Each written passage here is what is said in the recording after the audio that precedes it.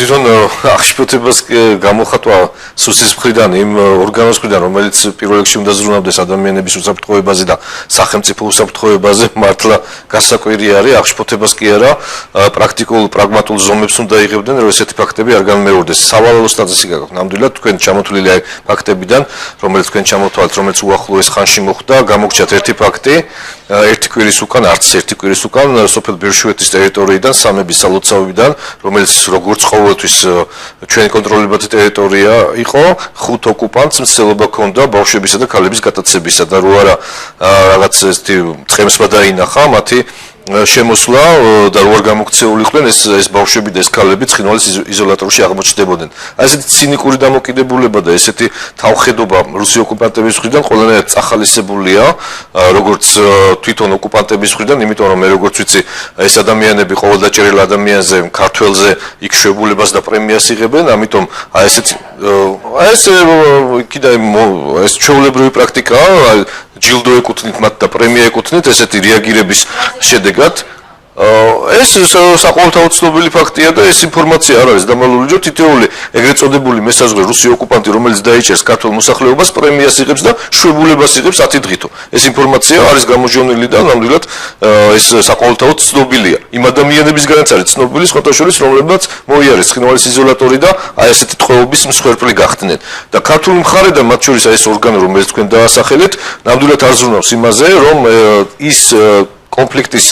პირა სოფლები იყვნენ დაცული, ჩვენი პატრულირება უფრო აქტიური იყოს და ფაქტი დაფიქსირდეს იმისა, რომ აი ეს ოკუპანტები ჩვენს კონტროლებად ტერიტორიაზე გადმოდიან და იქითაცებენ მოსახლეობას და ისე მიყავთ მათ კონტროლებად ტერიტორიაზე. ესეთი თავხედური გამოხტომები უნდა იქნეს აღკვეთილი და დიპლომატიური ძალისხმევა აუცილებლად გასატარებელი იმის მხრივ, რომ ამ ფაქტების დაფიქსირებაც მოხდეს საერთაშორისო საზოგადოებისთვის იყოს ცნობილი და უმკაცრესი რეაგირება მოხდეს პირველ რიგში პოლიტიკური, რა თქმა უნდა, ომს დასრულებას ვერ დავიწყებთ ჩვენ ეს საშიშიც არის, რა თქმა უნდა, იმიტომ რომ რუსეთი ომით ვერაფერს ვერ მოუგებთ, მაგრამ საერთაშორისო ორგანიზაციები, საერთაშორისო თანამეგობრობა, ჩვენი მეგობარი სახელმწიფოები აქტიურად უნდა ჩავთოთ საქმის კურსში უნდა ჩავაყენოთ და რეაგირება უნდა მოვახდენიოთ იმ უსამართლობაზე და უკანონობაზე და დაუსჯელობაზე და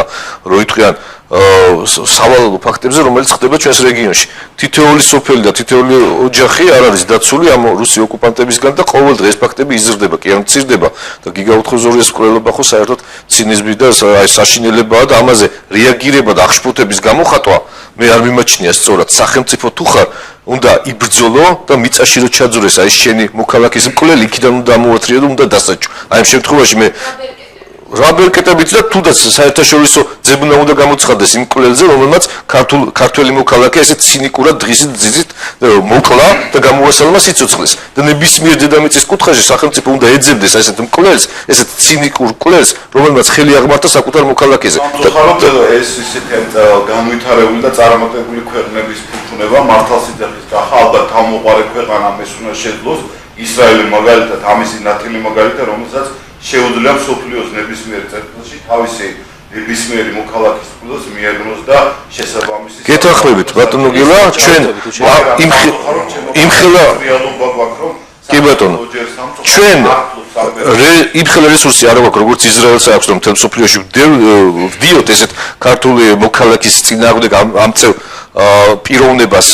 ყველგან ამის რესურსი არ აქვს, მაგრამ ჩვენ ამისი ნება და დეკლარირება უნდა მოვახდინოთ, რომ თუ ხარ თავმოყარე სახელმწიფო, არ უნდა შეარჩინო არც ერთ შენი ქვეყნის მტერს ის ცინიკური მკვლელობა, როგორც იყო გიგაუთხოზორიას მკვლელობა.